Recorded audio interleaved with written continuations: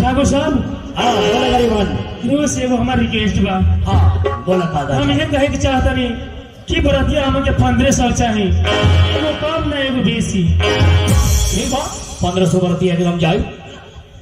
सब full pant जूता मोजा वाला चाहिए। अच्छा गोड़ में बेवाए फाटल वाला ना चाहिए। काहे रे? काहे? हाँ नया नया कालीन बिछाओ जाए, कहीं गोड़ रगड़ के फाड़ दे तो बरतिया सब शोरूम तोरे रखे के बरतिया सब के। ठीक बा तो परसों तो रहिए बारात देख लिया। एगो बात का बरतिया तो कहते नहीं 1500, अच्छा लेकिन हम खियाए कहाँ से?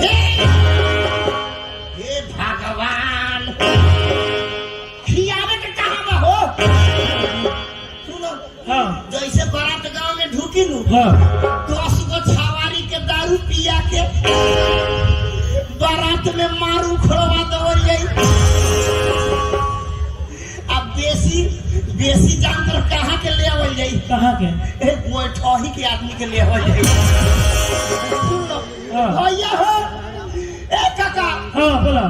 बारात में मारू खड़ जाई, केहू के गोड़ टूटी, केहू के कपार फाटी, केहू के हाथ टूटी। बोले कि मार भाई मार मुर के भीड़ में के खाना बनावेला? हाँ आ जो साला मारवा में रही नू, ओकरा के आलूए भात खिया के बियाह करा लो हो जाई।